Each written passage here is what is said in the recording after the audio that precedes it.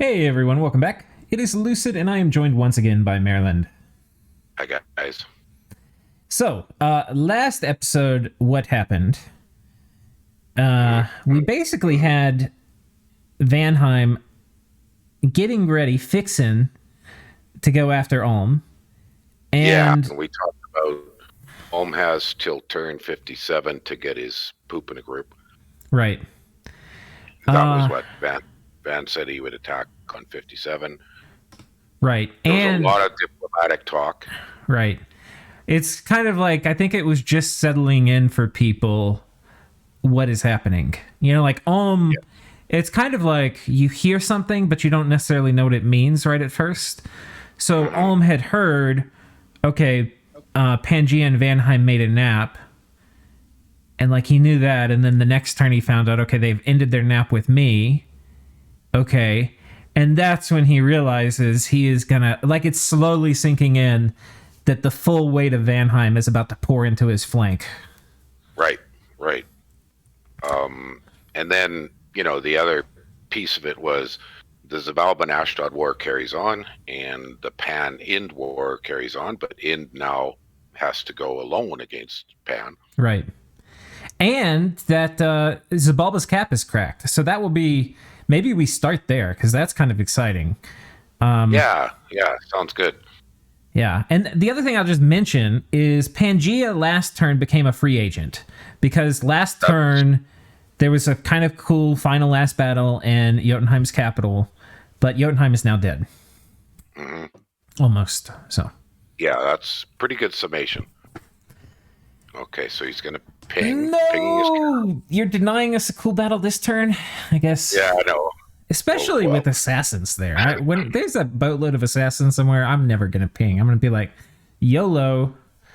Yeah, I think I would have, I don't know, I tend to always ping, but getting this done would be very worthwhile. And we talked about, you know, he could do things like Gift of Flight just to mess with formations and stuff. Okay, so he's thinking he's going to do Earthquake. Pinging his cap, you can do the next one. We'll probably go in with Earthquake next turn.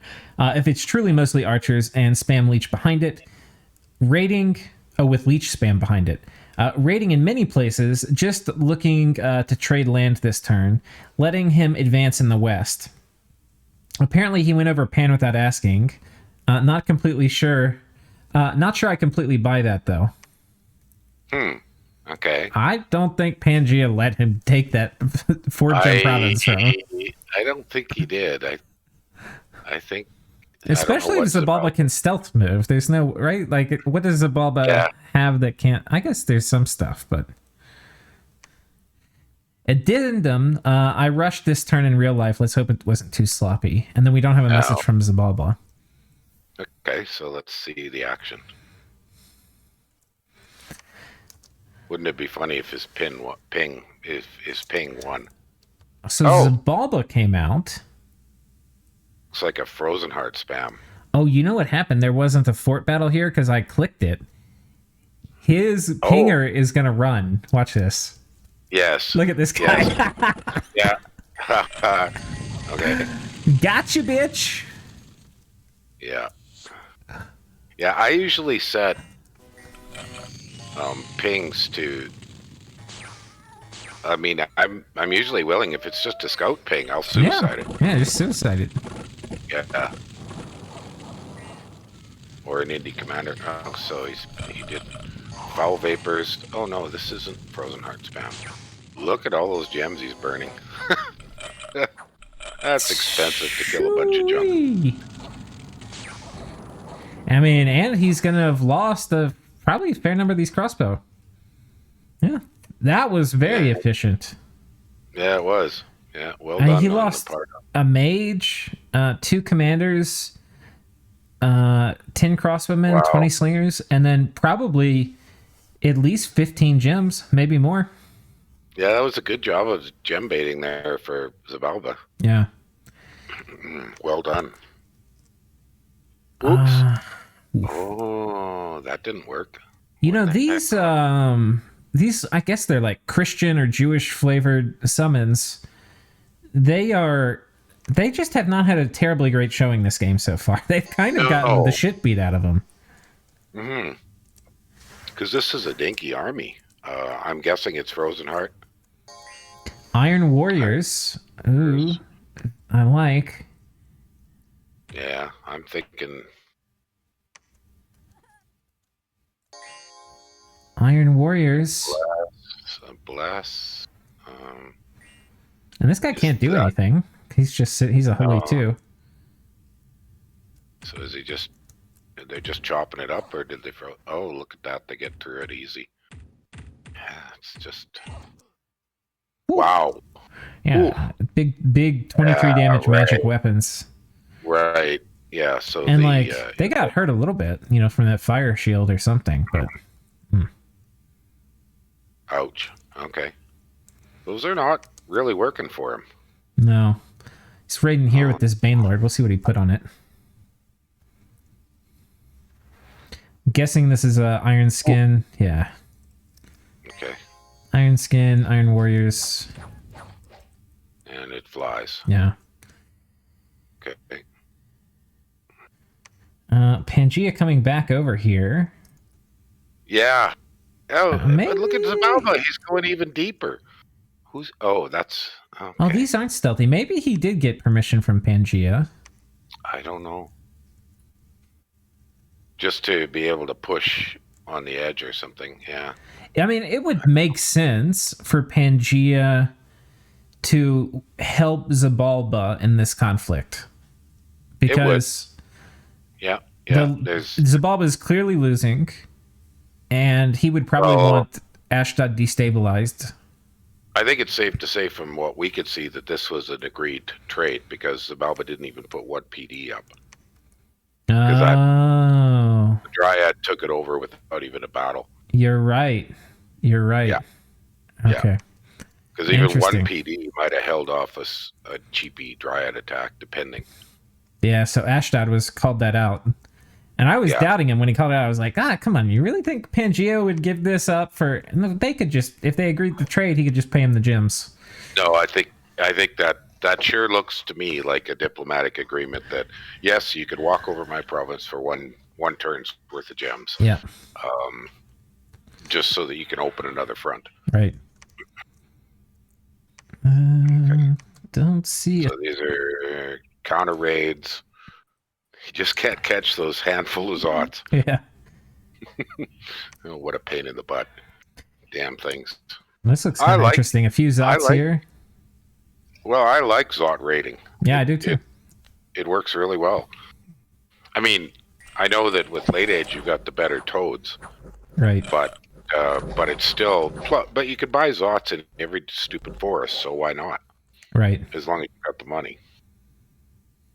Well, I think the Zots were mostly bodyguards down here, and I think this was just skelly spam is what it was. Mm-hmm. Oh, yeah, totally. And that works. Yeah. That's cheap rating. What was here?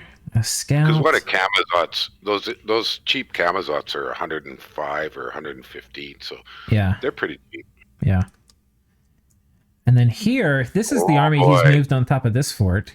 So he's locking down another fort. Yeah. If nothing else, he must be trashing Xibalba's income. Yeah, we can take a look at that after this, but yeah, they're toasted. I mean, Xibalba now has... No, they still have 3 forts, so they're still able to make some mages. Yeah. And they've got these cave labs, so... Yeah, so they can make Kamazots. But, just... Where's his income? It's not as bad as I thought, actually. I mean, they're still a player. Yeah, where's Ashdod? Well, compare the two. They're pretty close, man. They're it's only 30% less. Yeah, what about gems? Okay, so they're really even close closer, yeah. As well. Yeah, so this is far from over. Yeah. This is a long slogging war, and Xibalba's been doing a great job of just, inexpensively counterpunching. Yeah. And keeping Ashdod off balance. Yeah. So I hope he has the thing that would really suck is if he didn't bring enough backup gems, because to storm the fort, he kind of wants to have the gems for the for the normal phase battle, and then the gems for the fort storming battle. And yeah, he's going to need doubled up because obviously Xibalba is going to keep gem burning. Right, and because he got gem baited this turn, it's less likely he's going to have enough gems for the double punch next turn. Yes. Could we look once again at what he put on that little lightweight mage to create the gem burning? I'm thinking he must have put quite a bit of gear on it, like 5 or 6 items. So this is the Foul Vapors caster, which this alone should trigger gem use, by the way, I think. Oh, yes. That's correct. It's by design. Illwinter doesn't want people able to stick their head out and Foul Vapors you. And I think there might still be a way to do it. I'm not sure. I haven't really gotten sweaty enough to really look at the details of the gem baiting, but yeah, Loggy has a page on it if you want to. But clearly, if one side's going to cast a battle enchant, then the other side will cast its battle enchants, and that's fair. Right. So this is an easy, cheap way to gem bait: is just send out a Foul Vapors caster. Right. And I mean, this was just wildly efficient for what it accomplished. So. Yeah, tremendously, because he burned probably 20 or 30 gems. Yeah, let's actually take a look. That's what I'm interested in. Let's take a little look at what he burned on these guys. I saw 7 or 8 fire elementals.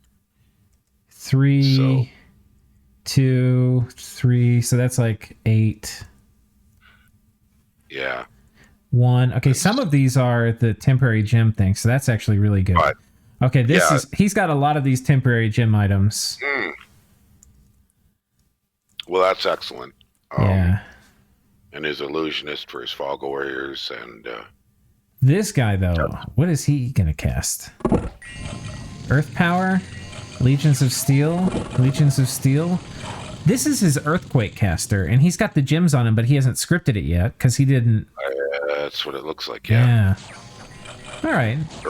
Earth 6.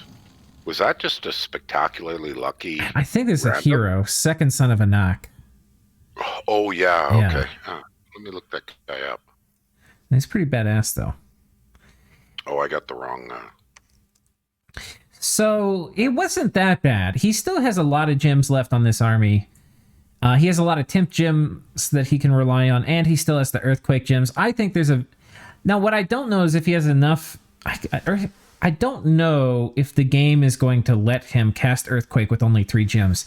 Technically, it only costs 3, but even at Earth 6, which is going to give you a big reduction in the fatigue cost, I'm pretty sure the game is going to want to spend at least 4. And if it wants to spend 4, he's not going to have enough gems to cast it twice. So no. So that's the second son, right? Yeah. His name. Okay, so he, according to the mod inspector, he starts with Earth 4. Now he had boots on, right? But and then he did summon Earth Power turn 1. So right, that's okay. I was thinking maybe he empowered, but yeah, a couple of earthquakes, cast. Yeah, he's gonna need more. I think you. I don't know. If I was him, I'd be tempted to throw the earthquake up round 1 and skip the Earth Power, just to smash the. It's a tough decision. Yeah. But too bad he doesn't have a bloodstone. I don't know why he wouldn't have made a bloodstone. He should be able to do that, doesn't he? He'd have to empower. But I mean, empowering in blood's not hard, but he would have to. Yeah. Oh, no. He has the garnets, but Ashdod is not a blood nation by itself. No, and actually, he doesn't have National Earth Magi. Yeah. His god might be able to make it or something. I can't remember exactly what paths he has, but a bloodstone would improve this significantly and give him a much higher chance of a double earthquake without Earth Power. Yeah. Because it's pretty valuable to cast earthquake round 1 rather than wait. Well, it's not round 1 because it's a fairly slow spell to cast, but the sooner you toss that earthquake up, the sooner you avoid the buff cycle of the Magi you're trying to kill. Yeah, the competing theory is doing it on turn 5 once all the Magi are at 100 fatigue. That means they all fail the defense check. Yeah, that's an excellent idea. Yeah. Good point. So, but he only has 1 earthquake caster, so if he wants a double earthquake, you could do it on 4 and 5, maybe. Mm-hmm. Yeah. There's definitely some different ways to go about this. I mean, the advantage to Earth Power is clearly that Earthquake's E5, so now you're a 6, so you're at half fatigue, so you can do a double. But I think for now the issue is probably gems, but we'll see. Mm-hmm. But I think that covers this war. Let's move on to Pangaea and End. You want to read this for us? Sure. Not much interesting happened this past turn. Yeah, we talked about that. It was fairly... I retooled one of my armies to do fatigue-based magic, rigor and relief and grip. Oh. To beat End's darkness army near Agartha. Okay. I don't expect it to actually stay there and fight, though Kobold does. That's his partner. I think if he wants to fight, he doesn't want to fight the two armies combined, so he goes to clear the army that I have on his fort, and if he doesn't want to fight, like if he's waiting for a spell to finish or something, then he pulls back to Agartha or that fort to the east. Yeah. Worst case scenario for me is if he intercepts the army on the fort, but even that will be relatively unlikely to lose me any important wizards. So that was your prediction, that the best move for End was to consolidate, kick that army back before it can form up with the other Pan army. Right, but Sai's putting out the problem with that strategy, which is he gives up the other fort. Right. Because he had basically, last turn, he had forked these two forts so that End had to pick which one he defends. Or he just backs up. End just backs up. Yeah. I might have already sent a message to this effect, but I have to revise my estimate of End's blood income based on how unsaturated his provinces are. It's probably more like 80 to 120, so like half or even less than what it should be. Yeah, he's spent a lot of his comments here on analyzing, he's very cranky that End isn't farming more blood slaves. Yeah. Well, he's made this point for 20 turns that End has just not done enough infrastructure. Yeah. The hard part for now is his army in the Uruk area. He just hasn't bled enough sacreds yet this game, and it's tough to fight those guys before I have Enchant 7. Enchant 7, what's he? Relief. Oh, yes. Once I do get to use that one spell that no one other than Pan is allowed to cast to counter his darkness, and that'll be fun. Wait, what? But I don't... What's he talking about there? You want to look it up? I am looking right now. Enchantment 7.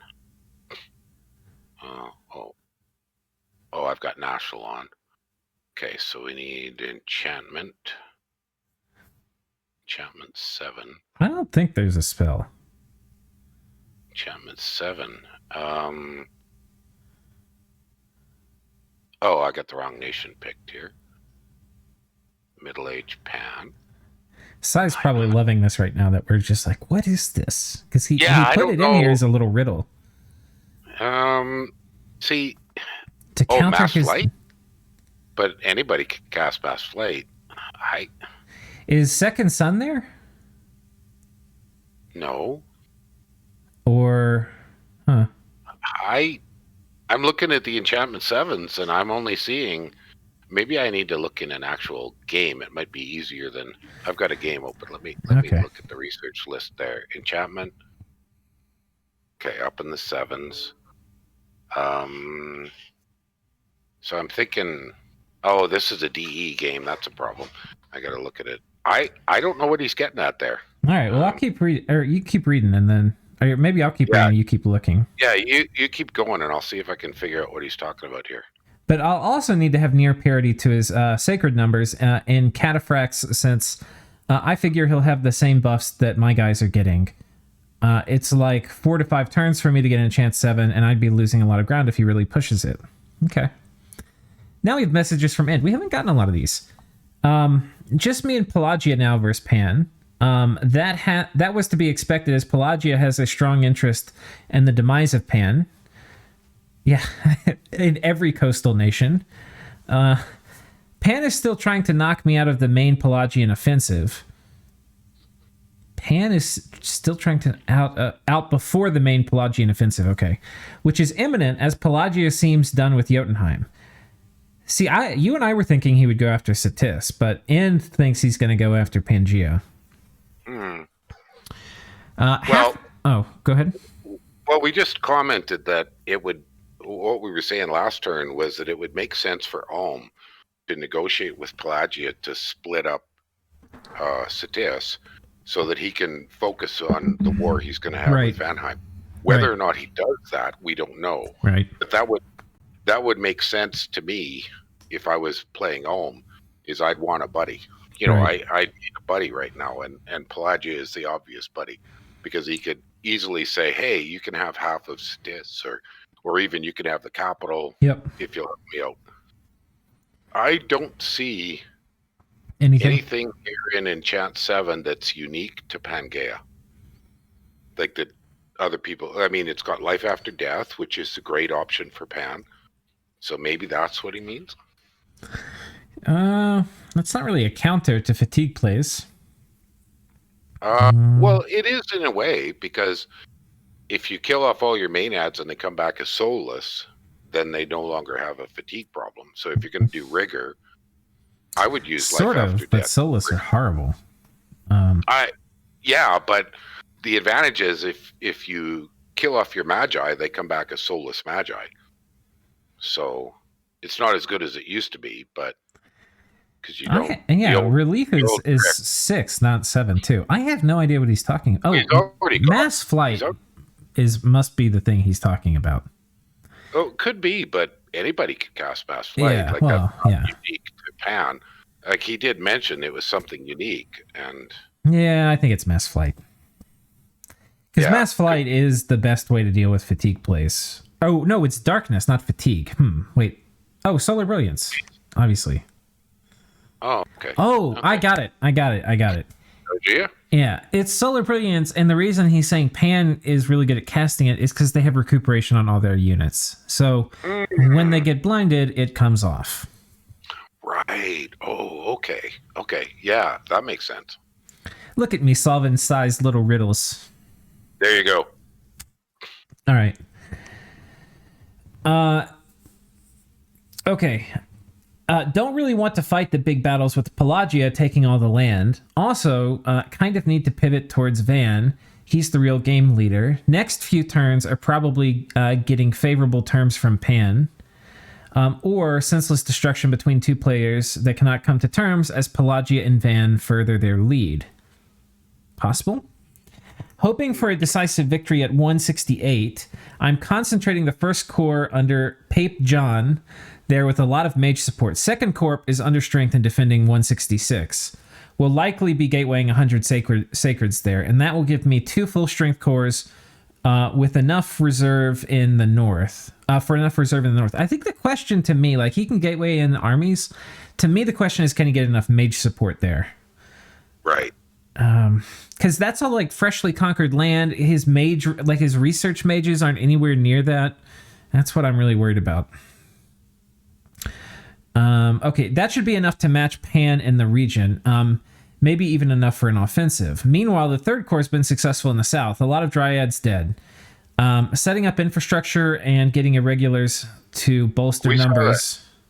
Yeah, we saw that last turn that he was patrolling out a good number of dryads. So that's good. He needs to do that, clearly. Mm-hmm. Because otherwise he's going to get, seduced into a disaster. Also forming a reserve corps there to guard the flank. Got good results versus Pan's Chupashev. I don't know. Yeah. French for cavalry. Oh, okay. Yeah. With 4 geared thugs dead. That's roughly 130 gems lost. I think I missed all of that. Oh, I think we missed that too. Should be 2.5 times his income. Shouldn't be, so he shouldn't be able to keep up with that. Finally, got a minus 30%. What? Minus 30% blood sight next to his southern throne. No way. Really? Okay. Oh, wow. Investigate. Oh, wow. Was it the Mount Caning southern throne? Right there. Just south of it. Right there. Look at that. No? Here it is. Mount Caning. Mount Chaining. Chaining, yeah. Oh my gosh. Oh, my gosh. Oh, that's huge. Oh man. Oh wow. Do not let Pangaea know this thing is here. That's a game changer. Yeah. That is a game changer. That is so good. And yeah. And the Psy will not let him have it too. Oh my god. I mean, if Pangaea finds out that this is here, not only will he do horrible, horrible things to get it, but yeah. Well, he has to. He has to take that or lose. Oh, look at Pelagia being a contributor. Oh, look at that. Hashtag contributing. Okay, so Pelagia has decided to pick a side. Yeah. Makes me feel even worse about the river lake system. Would have been a major boon had I gotten that earlier. Hope I can still make it work. It'd be cool for him to hear what his blood economy is too.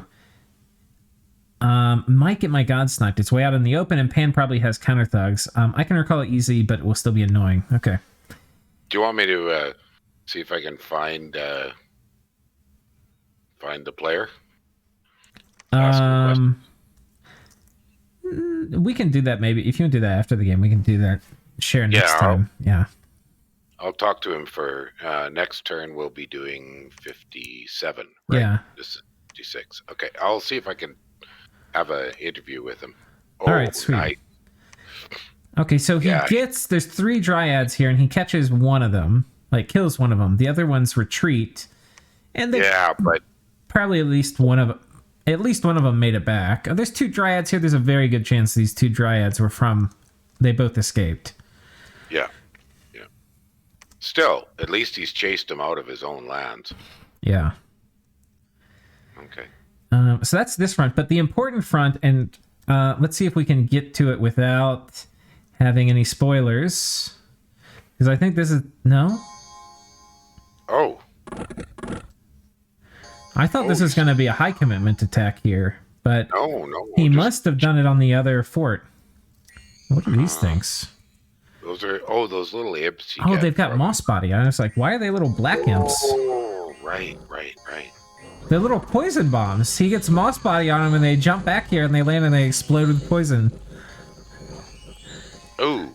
All right. So basically a gem burn. Yeah. And then over here, Pangaea just pings and gets the full scout on end with the god and everything. Oh. So he knows exactly what End's going to do now. And we could speculate, but this is... but End took that fort. He finally cleared that fort. Did you see that? Oh, I didn't. He's inside it, so now that army's free to move. Oh, here comes the Inuki. Look at the name. The Pangaea Network System Broadcasting Tower.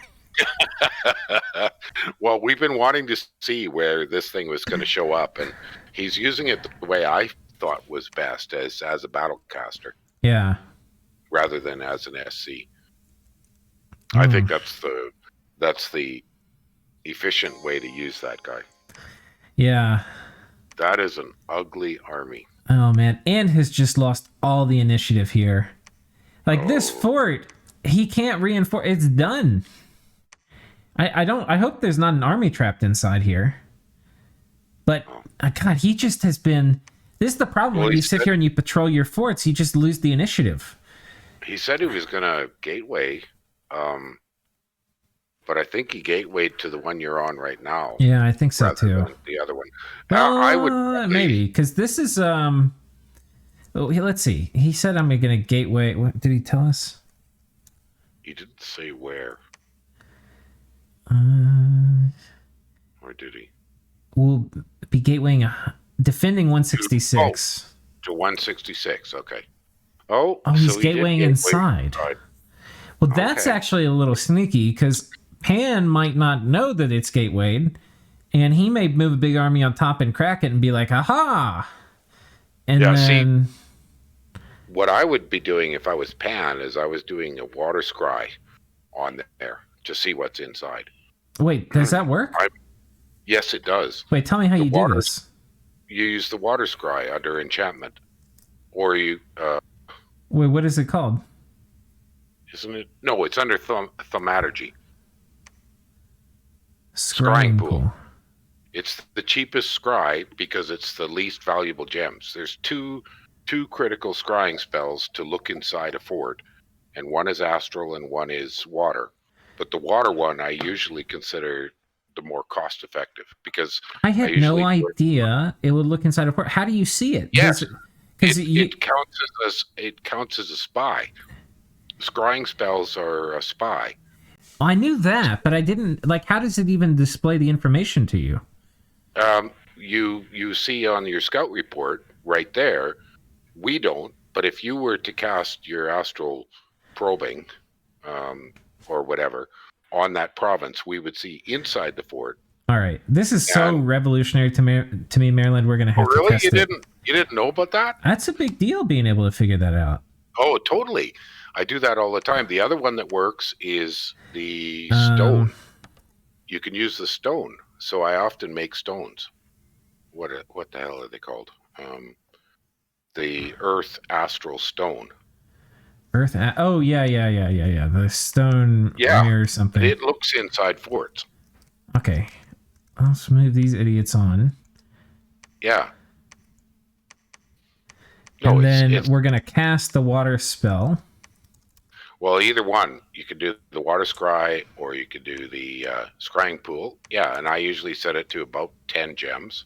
Okay, so that it sticks around because it sticks around. So you might as well do it. Depending on how long you think you're going to be. Okay, now look at that province. See, now you're seeing inside. How about that? Mm-hmm. So you can't see it on the outside, like the armies won't show up, but you get the scrying information. How about that? I never knew that. Well, and it works if you're the sieger, because you don't see. We won't see it. We'll see the sieging army if we're another nation. But if you're the nation doing the siege, you'll see inside the fort. Wow. It only works when you are sieging a fort effectively. Well, not only, but it's the best way to use it. Oh man, learn something every day. How about that? Yeah, exactly. Oh, do not want to delete. Oh, no, don't do that. All right. Yeah, no. Oh, yeah. Well, see, I've got a Middle Age Agartha game, and I'm using it by using the national site that lets me scry. Yeah. That's awesome. But the other one is the stone idol. Go to Stone Sphere. Stone Sphere. Yeah. I try to buy those anytime I have Earth and Astral. I try to buy one or two of those. Yeah. And stick them on a junky independent commander. See, I like the scry spell. I use it to, you can see what sites are. You can check in on battles where, like me, I never have scouts. So if I know a battle's going to happen somewhere, I can't just take my nearest scout and move it there. It's great to have somebody to scry and see it. That's how I use it. I didn't know that it has this whole other use too, though. So that's awesome. Yeah, but that only really works if you're on top of the fort. Yeah.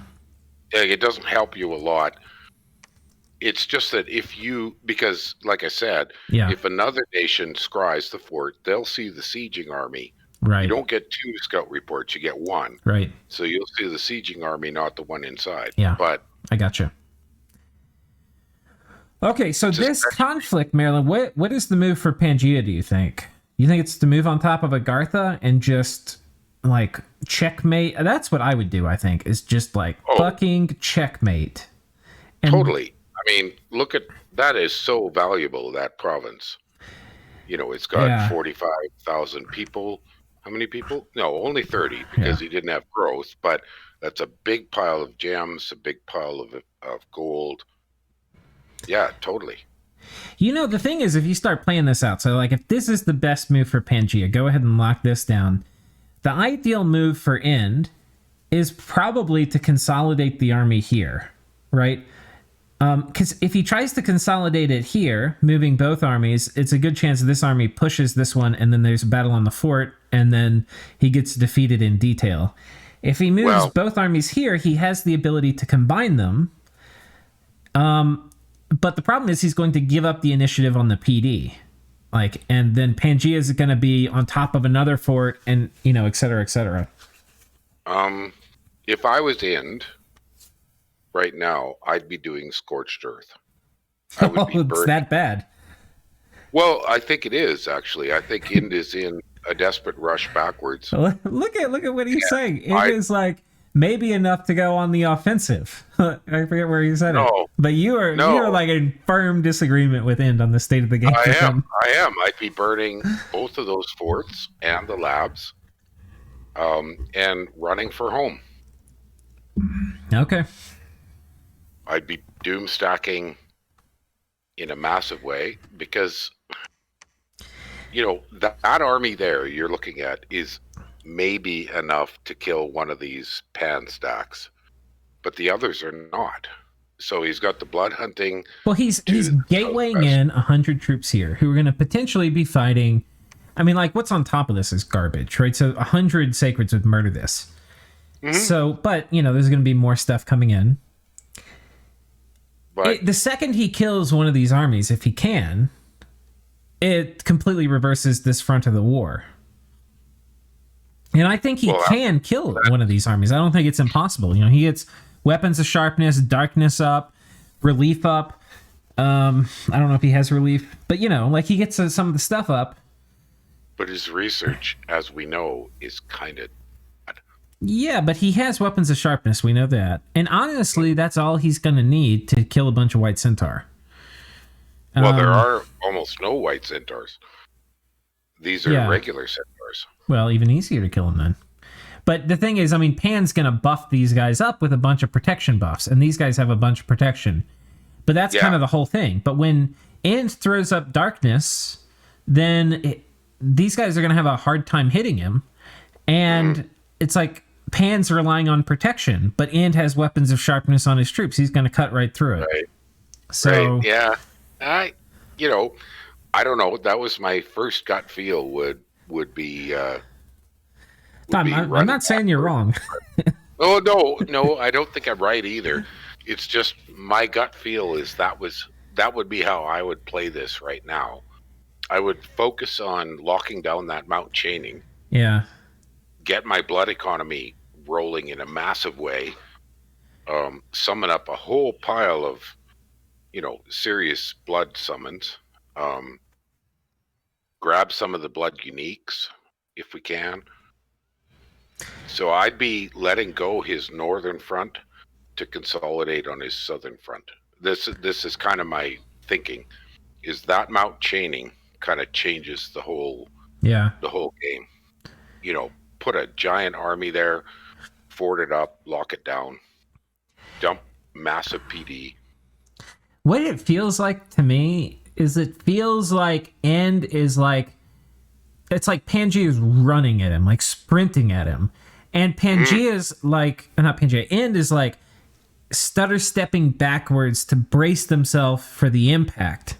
So he's like moving backwards, but Pan's running at him so fast that it looks like he's almost tripping over himself as he's running backwards now.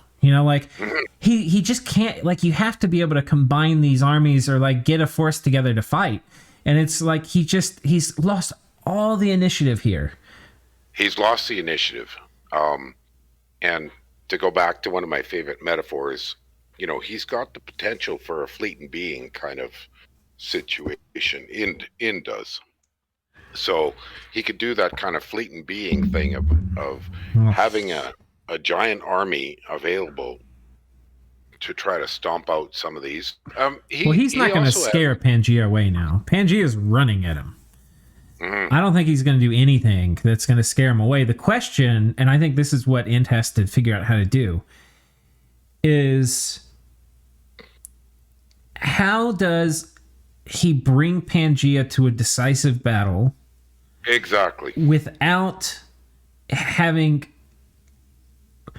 first of all, his armies aren't united, right? So without being defeated in detail. And secondly, without getting completely raided to shit, where even if he wins the battle, he loses the war. Right. And that's kind of what I meant by the fleeting being metaphor, is that if I was Ind, I'd be forming up probably 2 doom stacks. Yeah. I think he's got the troops. He could do 2 of them. Yeah. And some dirt cheap counter raids. Because he could, from that fort you're looking at right now, he could start counter raiding with dirt cheap thugs up around behind Pan, threaten Pan's retreat paths. Keep Pan, grab the initiative. You know what I think? I think is actually kind of what you said. You were like, he needs 2 doom stacks, and that was when I was like, that's exactly what he needs. He's gonna gateway an army in here to defend this, and like, okay, maybe he wins, because I was saying, like, he wouldn't expect it. He could pop out and kill this little garbage on top, but that might be winning a tactical battle but losing the war. What he needs is to gateway that army in here, and then he needs 2 doom stacks that can each defeat these in detail, each defeat these in a one-on-one battle, and then run around and try to take a fight. I think that's what he has to do. Right, yeah. Trying to chase this much stuff with one army, I think, is kind of losing, unless you actually manage to catch the doom stack. But right. Well, and that's why I would suggest a scorched earth. I would burn those 2 forts. Yeah. I would give up the siege on the independent fort that we're looking at to the east. He's left just a trivial sieging army on top there. Yeah. And I'd focus. I'd burn Agartha to the ground. I think I would try to keep these 2 and raid around it and just be like, you're not going to get anything. And then try to get a 3rd army to prevent him from running past Agartha down here. But he really has to lock down Mount Chaining.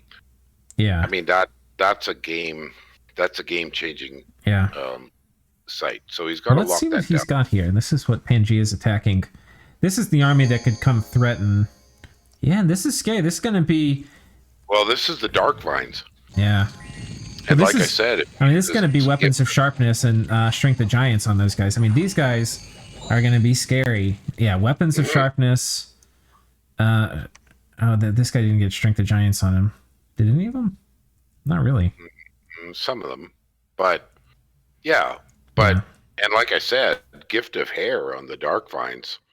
That's something I'm surprised Sai is not using. Yeah. All right. Well, that's exciting. This is an exciting war front now. I'm really interested to see what happens. It is. Yeah. Next turn should be interesting. So we've tense too. That's the adjective I would just. It's so tense for end. Like things are on a knife edge. You have to do things well. All your decisions matter. This would be a really exciting, but nerve-wracking set of turns to play. Absolutely. But getting Mount Chaining is big. This, by the way, I think what we have going on here between End and Pangaea is in some ways like Dominions at its best. It's not super late game yet. People don't have everything researched. People have, different amounts of research depending on how they prioritized. And so the nations are doing kind of what they're meant to do. They're not doing everything yet. And resources are limited and decisions matter. I think it's just this is just really Dominions at its finest for combat. Yeah, this is tactically, this is extremely interesting. Strategically, on the grand scale, I think End is a little behind the 8 ball here. Yeah. But man, he wins one huge, if he can kill this stack, he will probably have enough to reverse this war and push up this way and reclaim a bunch of this. Absolutely. So absolutely, it's he can make it happen. Yeah, it'll be cool. So next, let's go to Vanheim. Pelagia asked for an NAP. We never made one despite working together against Pan and Jotun for a long time. And as I would like to have that border secure while fighting Ulm, I agreed to NAP with him. Well, that makes sense. He also asked me to make him a robe of the Magi. I don't think he means rope. I said no. Oh. You can actually tell what that means from this. Mm-hmm. Do you know what it means when he wants a robe of the Magi? Yeah, he wants to get himself the buffs. No, okay, go ahead. It means he's gotten his second Wishcaster. And when you get another Wishcaster, the highest you can get of any of the commanders in the game that's not a pretender is an Astral 5. Yeah, what's his name? Right. Stargazer. And to get them up to high enough level to cast Wish, you need to either empower them, or you're going to have to make a Robe of the Magi. And Robe of the Magi for a lot of nations can be really hard to make. It's Air 5, Blood 5. Those are like, it is hard to get both of those paths on the same mage at level 5 unless it's on your Pretender God. So what he wants is a really good artifact. Right. And once he gets his hands on it, he basically has another Wishcaster, which for other nations isn't as big of a deal. But for Pelagia, it's basically having another global up that's going to give you 20 gems a turn for each Wishcaster he gets. Yeah. Yeah. So if he can talk anybody into making one for him, he's going to be sitting very pretty. Well, I think the only nation that can realistically make it would be Van. Yeah. Yeah. Okay. And there's probably not going to be too much to see on the Vanheim front, except just troops piling up. But this is the other part where I was going to say Dominions this is going to be such an epic war when it finally breaks out between Vanheim and Ulm. What we really care about is, can Ulm finish off the war with Ctis in time? And what is he doing? Is he trying to? It's not looking good. Oh my god. No, my god. He got sent packing. Oh my god. He's still using that Earth King as a bug.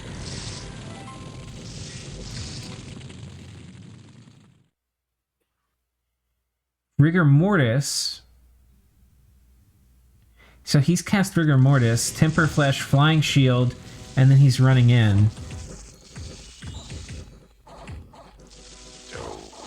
Now the Earth King should not be affected by Rigor Mortis. No, but because he's got Reinvigoration 7. Yeah, okay. So he's going to lose it. I think it's safe to say that. I'm not sure. I mean, we know the battle outcome, but I'm just looking at it. I'm thinking the Earth King should be able to walk over here and punch this guy in the face until he dies. Yeah. Oh, unless he starts getting more fatigued when he's in combat.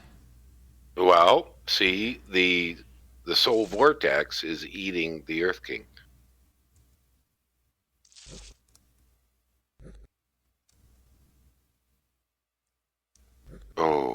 Oh, he's going down in fatigue. Oh, wow. That was so close. He's gotten fatigued out. Why is he fatigued out now? The Soul Vortex. The Soul Vortex ate the Earth King by fatigue. No, that doesn't hurt your fatigue. It's damage. It's not fatigue. It does damage. Both. I don't think so. It's both. I'm pretty sure it is. Let's go check. Yeah, watch that. Watch the Earth King's fatigue. Well, I mean, we can look right here, right? This guy just got hit by it, and he's standing around. He shouldn't have had anything. Oh, well, Rigor Mortis is up. That's what I... Well, let's see. He might have put up... If he put Soul Vortex up before Rigor Mortis, we can check. I'm pretty sure it doesn't matter, but you're pretty sure it does, so... Soul Vortex. Okay, this guy got hit, but he cast Moss Body, so that's not going to be a good check. Okay, Rigor Mortis has not had time to hit this guy.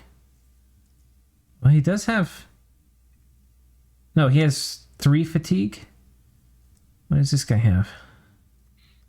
No, so they must have gotten a tick from Rigor Mortis. How are they at... It's Soul Vortex. Just do 1 turn. Okay. Oh man, you may be right, because these guys are at 0 fatigue, and these guys who are next to him have fatigue on them. Yeah, exactly. It's Soul Vortex does both. It gives you hit points and fatigue. Malin, you're literally blowing my mind. I'm not allowed to learn 2 things about Dominions in the same day. It's one a day. Oh, have you never made a Soul Vortex Sabbath? Or Dominion? Yeah. No, I know it heals fatigue, How I thought it worked was the same way Life Drain works, which is like a Life Drain attack, like a vampire has. You punch somebody, and it takes 4 life away from them, and it heals you 4 life, but it also heals you 4 times 2 fatigue, 8 fatigue. Exactly. And that fatigue comes from the other guy. Wait, with the Life Drain too? Okay, my mind cannot be blown anymore. If that's actually how it works, well, I'm gonna have to go tinker with this after this. But we can't sit here and just have watch that Earth King. I mean, he fatigues out. But that could have been from unlucky rigor mortis rolls. Because I don't think he's inanimate, is he? Yeah. Is he? No, he's not. Okay. No, it might be from the rigor, but I don't think so. I'm pretty sure. You watch him. He goes up close. He whacks a couple times. He gets a couple whacks, and then he goes. Yeah. So he got a paralyze on there. Oh. The trouble is the paralyze. You know what it is? You know why they were getting fatigued? It was the chill aura in Maryland. It wasn't the thing. That was why these guys were fatigued. I don't. It's both. See? Click on one of those guys. No, but you know what? You know why he fatigued out is that it's the same reason these Sovex are freezing. It's because he doesn't have any cold resistance. Oh my god. He doesn't have cold resistance, and rigor mortis is up. Oh, man. Oh, man. Well, we have talked over and over and over again about, in my opinion, using an Earth King as a super combatant is flawed. But see the +7 fatigue he's getting? He got +7 fatigue damage on that Earth King repeatedly. I don't even know if we can see it here. I think we'll see the Soul Vortex hits here, but damage roll. Yeah. It doesn't say the source, though, right? It doesn't say if it's rigor mortis or if it's... Because he's in... let's just look at the things he's in. He's in rigor mortis, he's in chill aura, and he's in Soul Vortex. And it's going to... I don't know if it's going to tell us here which one it is. But chill aura and rigor cannot do 15 fatigue. Cold aura certainly can. Oh, 15? I mean, it's a DRN roll, so it can do anything. He had one with a... That's true. That's true. But 15 is a lot. Damage roll of 10. See, he took 10 up above. A penetration roll. So a penetration roll is Soul Vortex. Or... Rigor doesn't need a penetration roll, I believe. Soul Vortex does. But I think it's only showing you the penetration roll when they resist it. I guess it's not... The log is weird about... It doesn't show you the same thing every time. Like, a lot of times it will only show you if you resist something or, like, I don't know. There's weird things. I think we're going to leave this to the detectives in the comments. Guys, if you know for sure, because... Put what it is. And I'll probably ask Loggy and Arco or somebody between here and then. People who... But this is really interesting because it looked like at this point in the game, you're like, oh, he's totally about to just yoink this dude. The guy's diseased. He's at 100 fatigue. He's getting hit by a dude with Axe of Hate. But this guy has passed out. And now this guy's about to turn around and bitch slap him with that Moonblade. Exactly. I say that. And then you get hit by the Axe of Hate again and passed out. So look at that. Look at that. 82. In a single hit. One of these hits here is for 100 something. Yeah. Wow. That's when you wish you would put like a Holy Scourge or something on the Earth King instead of the Axe of Hate. Yeah. Or, this is like Demon Bane Black Lord thugs. Instead of your 100 gem dude, do like a few of the Black Lord thugs with Demon Banes. Exactly. Yeah. I mean, that's my point, right? And Alm can make the Holy Scourges for 6 gems instead of 10. Okay. Oh, well. That's painful. That is not how you want to start this very tense part of the next phase of the game for Alm off. Well, he lost 30 gems for a Flame Spirit. check that. And 50 gems for the king, plus the gear. So another 70 or so. 10, well, that's 15. Well, these are 1 gem items, except for this. So yeah, relatively. 20 so gems, the items aren't yeah. really relevant, but the 50 gems to summon it is relevant. Yeah. Where's did this guy have gear? Oh, man. Oh, what a zinger.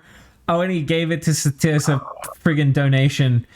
25, 50, and then these are God. 1 gem apiece, but oh man.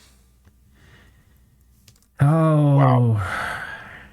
Wow. But, you know, you and I were talking last turn, and I was saying that if I were Olm, I would try to finish this off with Ctis. I wouldn't pull back. And I mean, it's not working. What I was saying he should try to do, he's trying to do, and it's not working. No. And where are the proud armies of Ulm? Like, it was only a couple turns ago when Ulm had, like, this devastatingly huge 400 stack here that was checking the capital. And now it's, like, this beleaguered force of 170 dudes, and then all the other raiding forces are dead. Well, this army got jebaited, and it's having to pull back. Oh my gosh. Oh man. Wow. It's a disaster. Mm-hmm. Did he crack this? He's cracked this fort at least. What a disaster. But the god can magic phase in it. The god is in here. Yeah, yeah. No. Oh man. He's fucked on this front. Yeah. And Ctis doesn't have any hope of winning the game, you know? But he was making his play. He attacked Ulm because he basically had to. And shit went sideways, and Ulm went and was like attacking him, and Ctis has fully parried every blow now. Yeah. I mean, he has completely defended himself. And now it's like, Ulm is like, fuck. And Ctis can't do much either. Like, they've won, kind of. They haven't died, but now it kind of is just like kicking Ulm in the pants. But they're not going to get anything out of it. Oh, man. Oh, my God. Oh, my God. Wow. All right. Have we covered all the wars? I think we have. Through here. Check that dire portent. Check the global. That is this. It's Stellar Focus coming up. Oh, okay. So it's just a casual 5 pearls of the turn. Is just kind of setting himself up for his wish farm. Yeah. It's like, I've got 200 pearls. I might as well put up a 30 gem Stellar Focus. You don't know if I... We should look for Cthulhu. Yeah, let's see what he's got here. So the Kraken's in the capital. Yeah, we won't see Cthulhu because the Kraken's there. I bet he wished for Cthulhu. Yeah, I probably did. Well, if he asked for a robe of the Magi, that's pretty blatant. Yeah. Yeah. So anybody watching? What I was thinking about, because I was... I think about this sometimes, just the game, when I'm sitting around cooking dinner or whatever. And what I got thinking about is, like, if I was in this game, and... Because when you're in a game, you're always trying to think, like, several many turns ahead if you can. And you know this guy's got a wish farm going, and you know Nexus is probably on the horizon. I think the late game state for this, like, as things evolve, and ideally, I think you actually want to start it now, which is going to sound weird. I think you put up Astral Corruption as soon as you can. And as Pelagia? Oh, no. As Vanheim and Pangaea. Because if you look at it, the two position like, if we were to call Pangaea and Vanheim position 1 and 2, which there's a big if there, they are both blood powers, and they are the only blood powers aside from Ashdod and Xibalba, who's dying. And if you recall, too, we were talking about how, like, maybe Ulm and Pelagia would make natural allies because they could divide up Ctis between them, and, you know, Pelagia doesn't want Ulm to get fed to Vanheim. You know, like, that is probably the biggest threat to Pelagia, is that Ulm rolls over and dies to Vanheim. Yeah, that's not good for Pelagia. Right. I agree. But then that gets us, I was thinking about it, gets us to this really interesting game state, which is that Pelagia probably is going to make a Nexus play. And of course, yeah, Pangaea, and the best way to counter Nexus, and it's not a hard counter by any means, but it makes it much harder to spend all the pearls you get. It makes it much harder to get Wishcasters if you put up Astral Corruption. Because all your Wishcasters will get freaking wrecked by Doomhars, and so then you end up having to like do wish casting on a golem and other sorts of shit, which makes it way more expensive. So anyway, if they put up Astral Corruption, that's going to screw over Ulm, because Ulm is the other big player in this who doesn't have blood, or not much blood.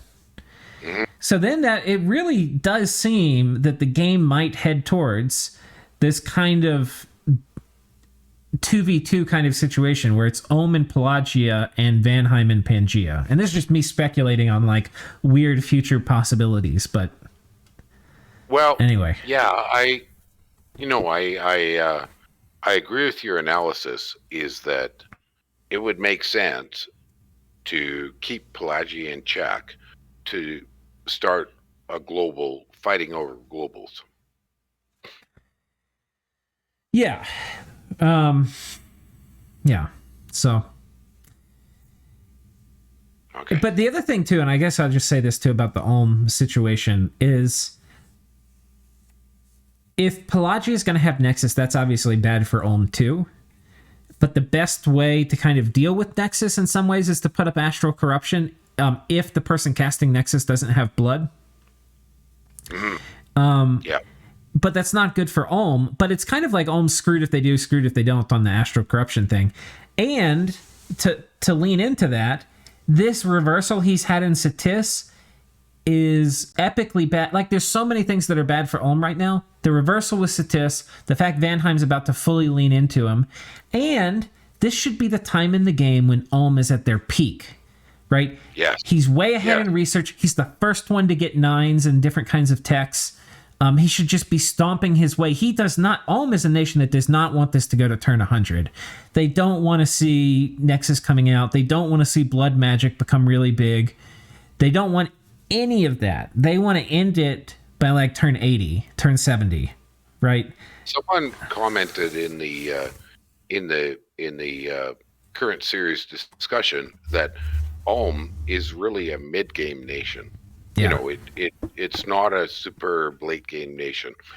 Its huge power is mid game, and he's in mid game. Yeah. You know, now is when he needs to push hard. Yeah. Really hard. Yeah. And he's trying, but then I mean, Ctis just boom, parried that blow. Wow. Okay. All Exciting. Right. Exciting. Thanks for joining me, Maryland. You are most welcome. And thank you all for watching. Bye, guys.